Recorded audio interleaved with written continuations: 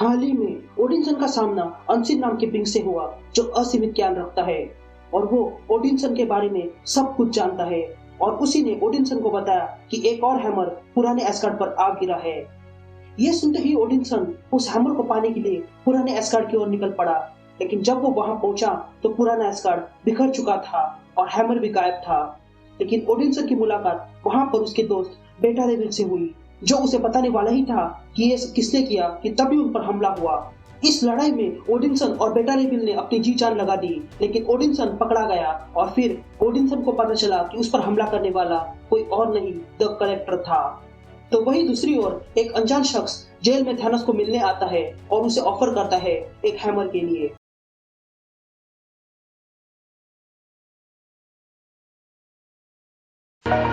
Over the edge, feel like I'm floating through the air. The pain I felt is paid for, all is said and done.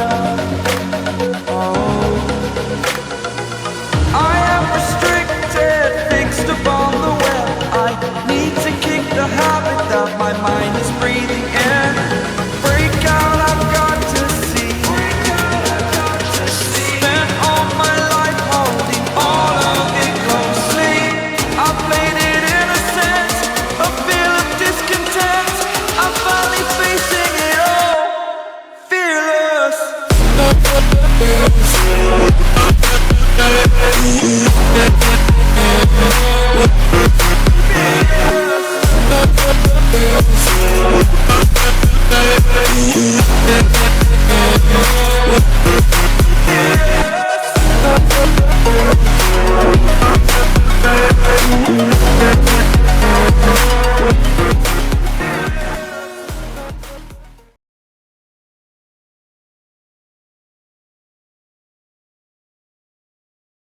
ओडिनसन लड़ते हुए उस hammer की ओर बढ़ने की कोशिश कर रहा था, जो उसके आंखों के सामने था, लेकिन वहां के गार्ड्स उसे उस हैमर तक पहुंचने नहीं दे रहे थे।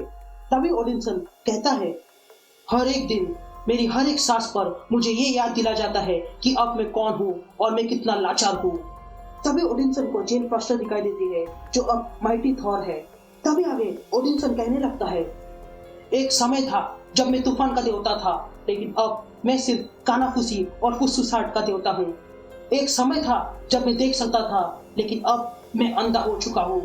पर मैं इसके लिए किसी को जिम्मेदार नहीं ठहराता, ना ही उन लोगों को जिन्होंने मुझे यहाँ कैद करके रखा है, क्योंकि मैं अंदर ही अंदर जानता हूँ कि मैं अब वर्दी नहीं हूँ। ये कहते ही ओडिनसन हैमर की ओर बढ़ने लगता है। तभी ओडिनसन को कलेक्टर दिखाई देता है, जो कहता है कि यह हैमर उसका है। और फिर ओडिनसन को ग्रॉड दिखाई देता है, जो कहता है कि ये दुनिया गॉड्स के बिना अच्छी है। लेकिन तभी एक गार्ड ओडिनसन के मुंह पे मारता है और ओडिनसन बेहोश हो जाता है। तभी एक गार्ड दूसरे गार्ड से कहता है कि इसे लेकर जाओ और बहुत सी जंजीरों में बांध के रखो, ताकि ये वापस भाग न सके। लेकिन तभी दूसरा गार्ड पहले गार्ड से कहता है कि पिछली बार भी इसे बांध कर रखा था, लेकिन कोई फायदा नहीं हुआ। फिर वे लोग ओडिनसन को वहां से लेकर जाते हैं। फिर थोड़ी देर बाद ओडिनसन को होश आता है और वो देखता है कि उसे बहुत से जंजीरों में बांध के रखा था। तभी उसे बाजू के शेर में से एक आवाज आती है, जो उसे कहती है, हे गाड़ी वाले शख्स, मुझे तुम्हारी उंगलियां खानी है। कम ऑन मैन, ऐसे शांत मत रहो, क्योंकि तुम्हें तो लड़ना आता ही नहीं, तो तुम्हारी उंगलियों का क्या फायदा। तभी ओडिनसन कहता है, तुम जो भी हो नर्क में जाओ। जिस पर वो शख्स कहता है, एक्चुअली मैं नर्क में जाता, लेकिन वहां पर कुछ प्रॉब्लम चल रही है, लेकिन फिर भी वो मेरा घर ही है। ये कहते ही हम देखते हैं कि वो शख्स असल में एक कुत्ता है।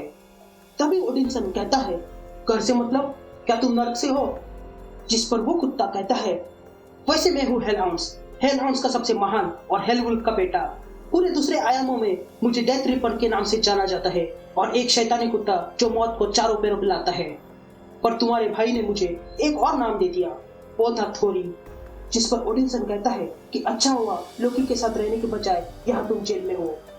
तभी थोरी कहता है, नहीं, मैं लोकी के साथ नहीं था। जब इन गधों ने मुझे पकड़कर यहाँ लाया, मैं तो तुम्हारी बहन के दोस्त के साथ था। हे डेविल, मेरी मदद करो, मुझे ब्रुकलिन बहुत याद आ रहा है। लेकिन कम्बक, ये कलेक्टर बहुत खुश हो रहा था मुझे पकड़कर अपने कलेक्शन में रखने के लिए, इसलिए मैं उम्मीद करता हूँ कि वो तब भी खुश होगा जब मैं उसका पेट चीर दूंगा। तभी आगे थोरी कहता है, हे, मैं तुमसे पहले भी मिल चुका हूँ। तभी मैं तुम्हें मारना चाहता था, लेकिन फिलहाल मुझे तुम्हें मारने में कोई दिलचस्पी नहीं है। अभी के लिए मैं तो तुम्हारे गोड से ही काम चला लूंगा। जिस पर ओडिनसन कहता है, कौन? वो टूथ नशर? तुमसे पहले तो वो हम दोनों को खा जाएगा अगर हम यहाँ से बाहर नहीं निकले तो। तभी थोड़ी कहता है कि तुम तो भागने में बहुत ही बुरे हो और ये बेवकूफ गार्ड्स यहाँ चारों ओर है, जिसका मतलब ये है यहाँ से भागना मुश्किल ही नहीं नामुमकिन है। तभी ओडिनसन कहता है, मेरे लिए कुछ भी नामुमकिन नहीं है, सिर्फ एक बार मुझे हैमर मिल जाए।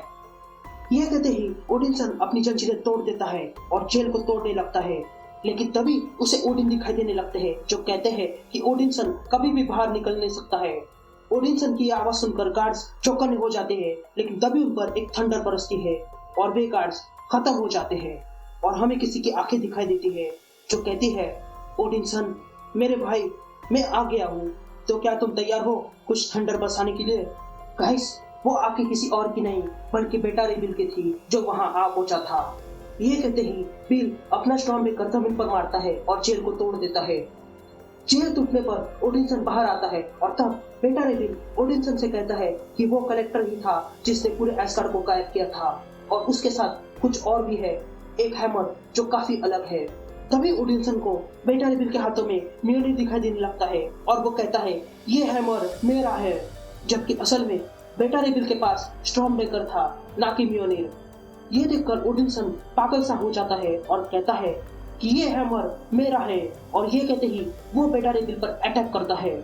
यहाँ बाहर स्पेस में एक अनजान शिप कलेक्टर के मदरशिप की ओर आ रही थी और उस शिप के अंदर बैठे हुए लोग मदरशिप में कांटेक्ट करते हैं और कहते हैं कि वो वहाँ मिलने आए हैं। इसलिए गार्ड्स उस शिप को अंदर मदरशिप में आने देते हैं। अंदर एक गार्ड दूसरे से कहता है कि ये कौन है, जिस पर दूसरा गार्ड कहता है कि ये एक पुराना शिप है जिसे कांटेक्ट छूट गया था, इसलिए वे लोग उस शिप को अंदर आने देते हैं। लेकिन तभी वो अनजान शख्स जो थानोस से मिलने आया था वो दोनों गार्ड्स पर अटैक करता है और कहता है कि वो जानता है कि एक एस्गार्डियन यहाँ पर है, और ये कहते ही वो शख्स उन गार्ड्स को मार डालता है। तभी उस शख्स के पीछे के शिप में से प्रॉक्सिमा मिडनाइट और ब्लैक स्वॉन बाहर निकलते हैं जिन्हें वहां पर थानोस ने भेजा था। तभी प्रॉक्सिमा मिडनाइट उस अनजान शख्स को ऑर्डर देने लगती है, जिस पर वो शख्स कहती है कि वो उसकी गुलाम नहीं है, जिस पर प्रॉक्सिमा मिडनाइट कहती है कि वो यहाँ थानोस से मदद मांगने आई थी, ना कि वे लोग। तभी वो अनजान शख्स कहता है कि उसकी डील थानोस के साथ हुई थी, ना कि उसके कुत्तों के साथ। लेकिन तभी ब्लैक स्वॉन उन्हें रोकती है और कहती है कि फिलहाल उन लोगों को हैमर पर ध्यान देना होगा। इधर ओडिनसन और बेटा रे बिल के बीच लड़ाई जारी थी। तभी बिल ओडिनसन से कहता है, तुम्हें हो क्या गया है, तुम मुझ पर अटैक क्यों कर रहे हो? तभी ओडिनसन बिल को उठाकर दूर फेंक देता है और तब बिल के हाथों से स्टॉर्म ब्रेकर गिर जाता है और तभी ओडिनसन उस स्टॉर्म ब्रेकर को देखकर कहने लगता है, ये हैमर सबको ठीक कर देगा, उसके बिना मैं अधूरा हूँ, मुझे पूरा होना चाहिए, चाहे कुछ भी हो जाए, लेकिन मैं इसे उठा कर रहूंगा। ये कहते ही ओडिनसन उस हैमर को उठाने के लिए आगे बढ़ता है, लेकिन तभी प्रॉक्सिमा मिडनाइट ओडिनसन पर अटैक करती है और ब्लैक स्वॉन बेटा रे बिल पर और कहती है कि तुम थॉर्स कभी भी अपने हैमर के बिना शांत नहीं रहोगे क्या? तभी वो अनजान शख्स कहता है, एस्गार्ड का प्रिंस, उसे में ये हाल में नहीं दिखनी चाहिए। लेकिन तभी बेटा रे बिल उन दोनों पर अपना स्टॉर्म ब्रेकर फेंकता है और कहता है उसे यकीन है कि ये थानोस के चमचे हैं, लेकिन ये तीसरा कौन है? तभी वो अनजान शख्स अपनी मैजिक इस्तेमाल करते हुए वहां पर बहुत बड़ा उजाला करता है और कहता है, नहीं। ये सुनते ही प्रॉक्सिमा मिडनाइट कहती है कि तुम आखिर करना क्या चाहती हो? जिस पर ब्लैक स्वॉन उस अनजान शख्स से कहती है कि वो उनके बीच में ना आए, लेकिन तभी वो अनजान शख्स कहता है कि वो गलत हैमर के पीछे है। ये कहते ही वो अनजान शख्स अपने साथ प्रॉक्सिमा मिडनाइट और ब्लैक स्वॉन को टेलीपोर्ट कर देता है। तभी बेटा रे बिल ये देखकर ओडिनसन से कहता है कि ये पावर्स मैंने कहीं देखी है, लेकिन याद नहीं आ रहा है। लेकिन थॉर अपने ही ख्यालों में था क्योंकि उसे क्रॉर दिखाई दे रहा था, जो उससे कहता है कि अब तुम क्या करोगे जब तुम ये मान लोगे कि क्रॉर सही था। ये सुनते ही ओडिनसन वहां से चलने लगता है और ये देखकर बेटा रे बिल उससे पूछने लगता है कि तुम्हारा पागलपन खत्म हो गया क्या? यहाँ अल्टीमेट म्योनिर फिर से चार्ज होने लगता है। तभी एक गार्ड कहता है कि म्योनिर अब कुछ ज्यादा ही चार्ज हो रहा है, हम ज्यादा देर तक उसकी पावर्स को रोक नहीं सकते हैं, अगर ये ऐसे ही चलता रहा तो ये पूरे के पूरे शिप को खत्म कर देगा। जिस पर कलेक्टर कहता है, तब तो ये अच्छा सौदा है, पूरे के पूरे शिप और लोगों की जान के बदले ये हैमर, मुझे तो ये सौदा मंजूर है, क्योंकि अगर ये हथियार मेरे हाथ में होगा तो मुझे बाकी किसी की भी जरूरत नहीं, क्योंकि मैं इसी के जरिए पूरी दुनिया हासिल कर लूंगा। लेकिन तभी वहां पर प्रॉक्सिमा मिडनाइट और ब्लैक स्वॉन आ जाती है और कहती है थैनोस की भी सोच यही है। तभी कलेक्टर प्रॉक्सिमा मिडनाइट से कहता है कि वो थैनोस को जानता है और अगर उसे ये चाहिए तो उसे ज्यादा लोगों को लाना होगा। जिस पर प्रॉक्सिमा मिडनाइट कहती है तुम्हारे लिए तो हम दोनों ही काफी है। ये कहते ही वे दोनों कलेक्टर पर अटैक करते हैं, लेकिन कलेक्टर एनर्जी ब्लास्ट करके उन दोनों को दूर फेंक देता है। तभी वहां पर वो अनजान शख्स आ जाता है और कहता है इतनी ताकत, अगर मैं इस हैमर को उठा सकती थी तो थैनोस की मदद लेने की मुझे जरूरत नहीं पड़ती। लेकिन तभी वहां पर ब्लास्ट हो जाता है और सारे के सारे लोग दूर गिर जाते हैं। तभी वो हैमर अचानक से शांत हो जाता है और ये देखकर उस अनजान शख्स को लगता है कि इस हैमर को कलेक्टर ने शांत कर दिया और वो उस कलेक्टर से पूछती है कि ये तुमने कैसे किया। जिस पर कलेक्टर कहता है कि ये उसने नहीं किया है क्योंकि ये हैमर अपने मालिक को सेंस कर सकता है और लगता है कि वो आजाद हो गया है और यही आ रहा है। जिस पर वो शख्स पूछता है कौन आ रहा है। जिस पर कलेक्टर कहता है तुम्हें नहीं पता कि कौन आ रहा है। दूसरी तरफ कैद से निकलने के बाद ओडिनसन अपने बाल और दाढ़ी करवाता है और तभी वहां पर बेटा रेबिल ओडिनसन की कोट और थोड़ी को लेकर आता है। तभी बेटा रेबिल ओडिनसन से कहता है कि उसने ओडिनसन की कोट को आजाद कर दिया है और साथ में अब थोड़ी भी है और मैं बहुत खुश हूँ कि तुम वापस आ गए। जिस पर ओडिनसन कहता है नहीं भाई, तुम्हारा बहुत कर्ज है मुझ पर।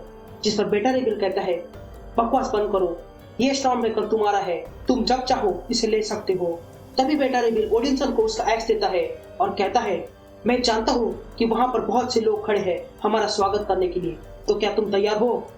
जिस पर थॉर उस एक्स को ले लेता है और कहता है वे लोग मुझे कमजोर समझ रहे हैं क्योंकि मैं अनवर्दी जो हूँ, यही उन्हें सोचने दो, लेकिन मैं अभी भी एक गॉड हूँ और गॉड से बढ़कर भी हूँ। मैं एक एस्कार्डियन जन्मा हूँ और मैं ओडिन का बेटा हूँ। मेरे अंदर तूफान बहता है और भले ही मुझे नुकसान चुकाना पड़े इस हैमर को उठाने में, फिर भी मैं उसे उठाऊंगा, चाहे उसके लिए मुझे खून की नदियां क्यों ना बहानी पड़े। ये अनवर्दी थॉर का वचन है। ये कहते ही वे लोग अटैक करने के लिए तैयार हो जाते हैं।